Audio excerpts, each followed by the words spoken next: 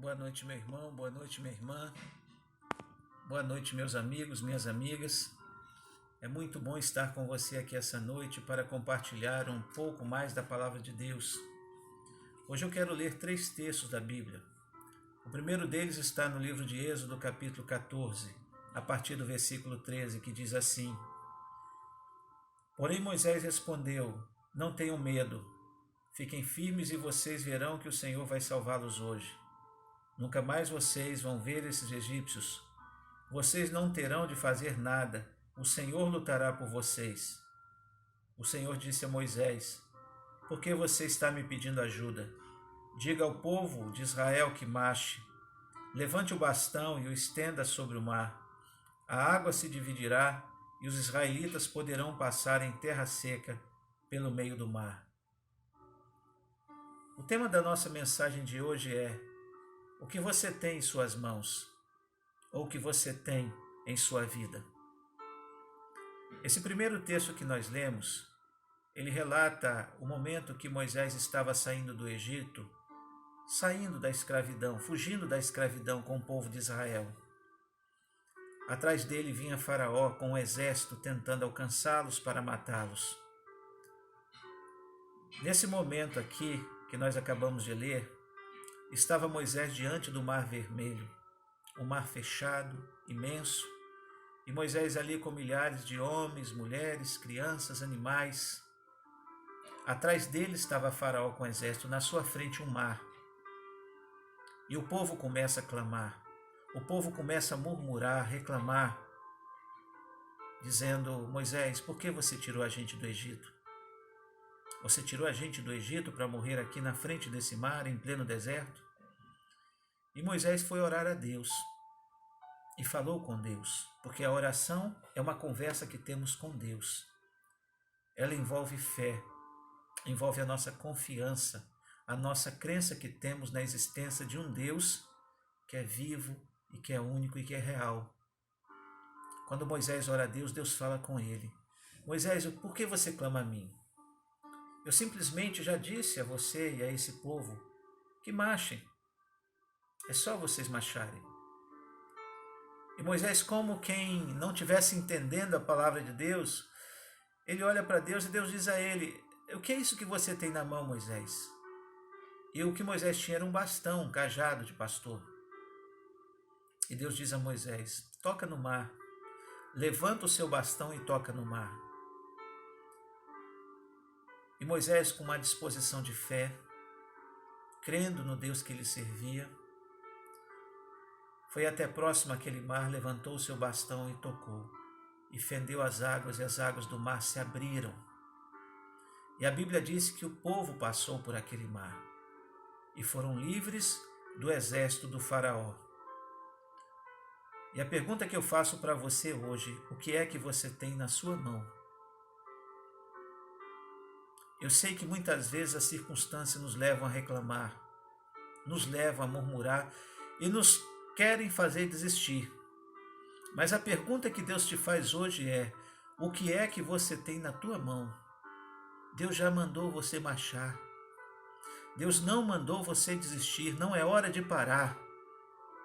O que quer que você tenha na mão, use, pois é com isso que Deus vai te dar a vitória. O nosso Deus, Ele é mestre em fazer milagres. E o milagre só acontece quando as circunstâncias parecem perdidas, quando parece que não vai haver mais solução. E é aí que o milagre acontece. E por isso que se chama milagre. É porque ele acontece nas coisas que parecem que nunca seria possível acontecer. A segunda passagem que eu quero ler está no livro de 1 Samuel, capítulo 1, a partir do versículo 9. Diz assim: Certa vez eles estavam em Siló e tinham acabado de comer. Eli, o sacerdote, estava sentado na sua cadeira na porta da tenda sagrada.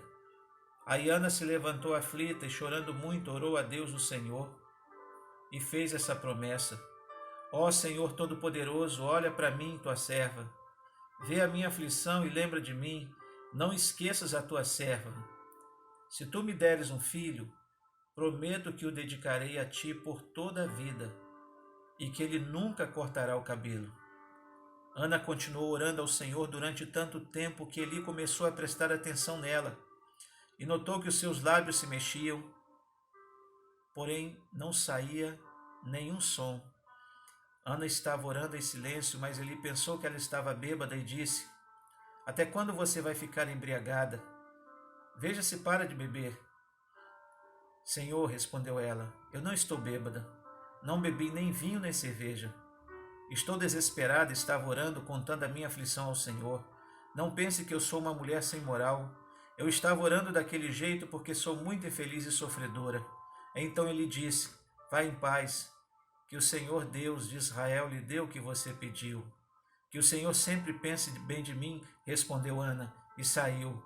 Então comeu alguma coisa e já não estava triste.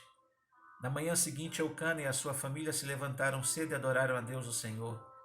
Aí voltaram para casa em Ramá. Eucana teve relações com sua esposa Ana, e o Senhor respondeu à oração dela. Ela ficou grávida e no tempo certo deu à luz um filho, pôs nele o nome de Samuel e explicou: "Eu pedi esse filho a Deus o Senhor." Ana era estéril, casada com Eucana. Eucana, um homem da antiguidade, possuía 2 esposas.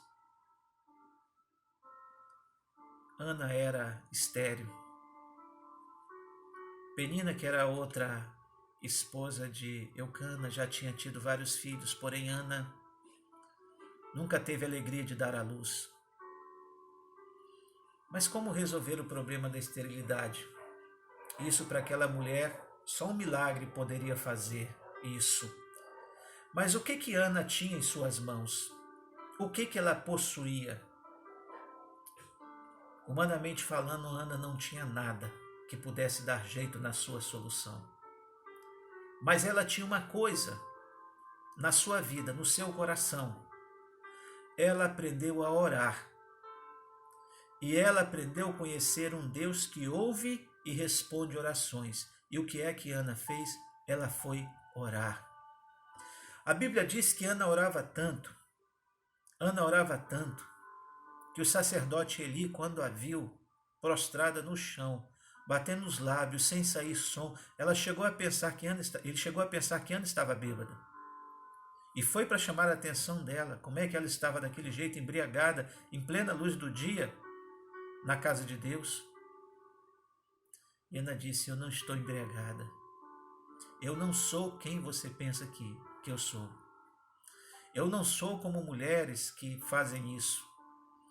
Ana disse: "Eu estou aflita porque sou estéril e tenho a minha vida toda tentando ser mãe, mas nunca consegui.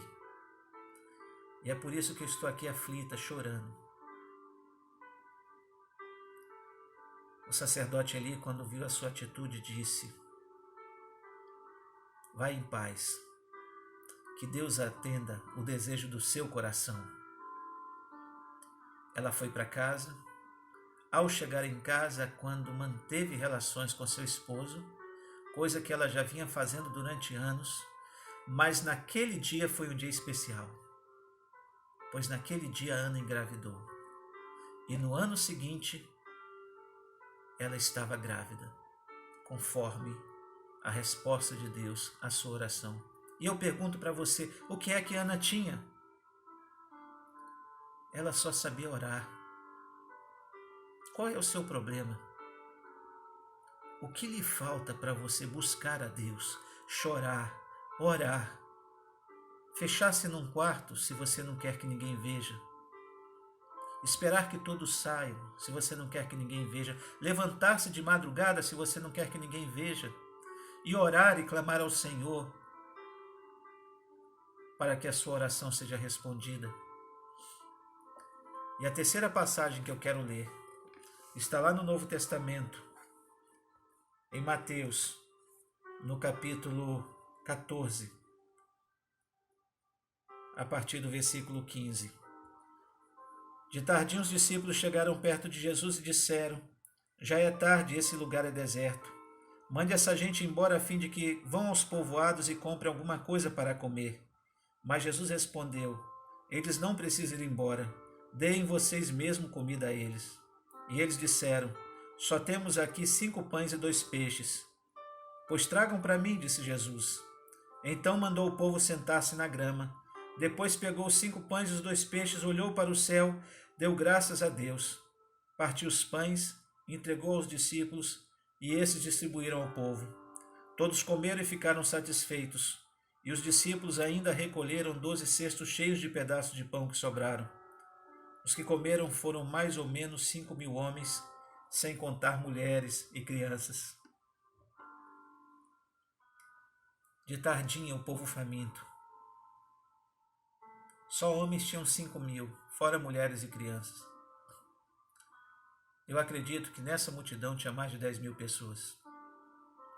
Os discípulos de Jesus dizem: Mande o povo embora. É tarde, nós estamos aqui num lugar onde não tem onde comprar comida e ninguém tem. Jesus diz a eles: Por que é que vocês não dão de comer para essas pessoas? Tragam aqui o que vocês têm. Os discípulos disseram: Só há aqui entre nós 5 pães e 2 peixes. Jesus diz: Tragam a mim. A Bíblia diz que Jesus abençoou aqueles pães e aqueles peixes e disse: Agora distribui com a multidão. E eles distribuíram. Todo mundo se alimentou e ainda sobrou. O que é que eles tinham? 5 pães e 2 peixes. Por que é que você murmura? O que é que você tem em casa? E vejam que nem eram os discípulos que tinham aqueles 5 pães. Era uma criança que estava no meio deles.